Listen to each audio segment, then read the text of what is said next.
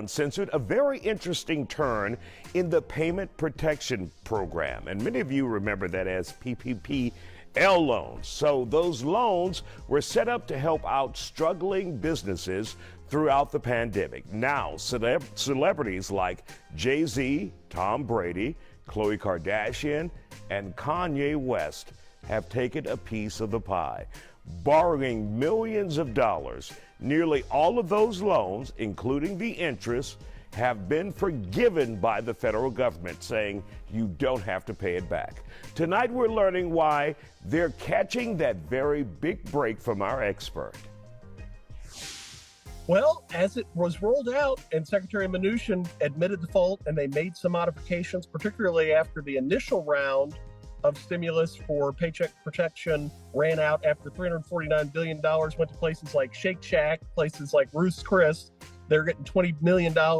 And then small, particularly women and minority-owned businesses are getting nothing because they already have lower access to financial institutions. So these sophisticated entities already had the mechanisms in place to scoop all this money up first before people who needed it had it. So the Treasury admitted this, and then they modified it later on to say, okay, this is if you can demonstrate a reasonable need, and publicly traded companies have access to capital, so there's no way you're going to demonstrate a good faith need. But we'll differentiate businesses where they're owned by or headed by folks like Jay-Z because really they're in separate buckets. And so as long as they met that 8 to 24 week expenditure for payroll related, which then later included things like gas and light bills, they were allowed to be forgiven. That's the statute. And it was very haphazardly written. It was rushed out to try to offset much prevarication and delay on the part of Congress and the president getting these things out in a timely manner.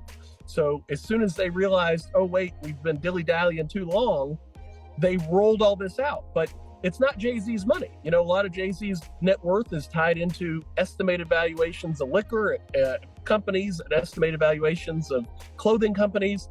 And if the federal government created buckets like private sector folks, where Jay-Z's house is separate from Jay-Z's company where he employs people, the LLC, then we'd probably have a more solvent Social Security system. Now, the second modification that we saw from the federal government, was that successful in rooting out many of these companies that, had the resources that were there and available to them, instead of just taking advantage of this where women and minorities could not even get in? Did the second modification work? Did for the federal government with PPP loans?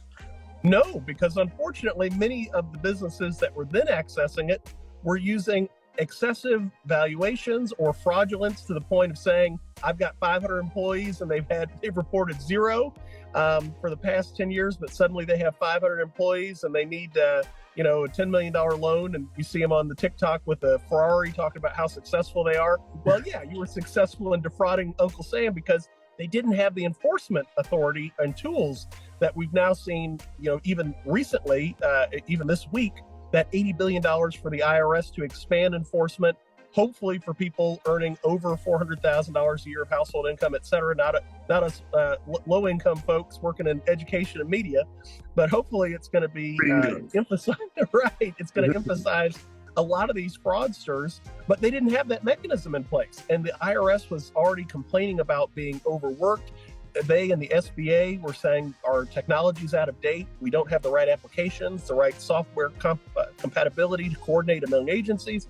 So the second round didn't go where it needed to, even to the tune of maybe $79 billion. Almost 15% of the money dispersed may have been either completely fraudulently attained or at least in part exaggerated need.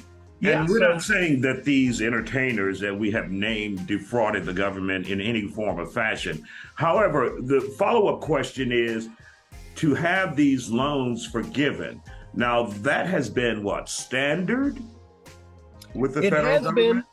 It has been if you have the mechanisms in place. And one of the benefits that many of these celebrities have is teams of accountants and lawyers to make sure that they're expending things as needed, right? And so we look at these very, very sort of stringent date ideas within the federal government. Recently, with the raid on President Trump's house, right, 92, 93 days out from the midterm elections, because 90 days is the FBI's window. We know that the federal government likes these very precise, Eastern Standard Time deadlines, and so you have to make sure that if you say you're going to pay it off or expend those funds, more difficult to ensure that those employees come back to work for the wages, versus a place like Khloe Kardashian or Jay-Z's, where you say, okay, we just need this money expended, and with your lawyers that if you spend all 1.2 million, even if you spend 10,000 on one person's salary and 2,000 on another, it's forgiven. Some people may have not had the sophisticated team to say, okay, you can do this, but not that, and have been too cautious in accepting or expending the money, and then you got to pay it back. Right. Unfortunate. Dr. Dietrich von Biedenfeld joining us here on The Factor Uncensored tonight. Always good to see you, sir.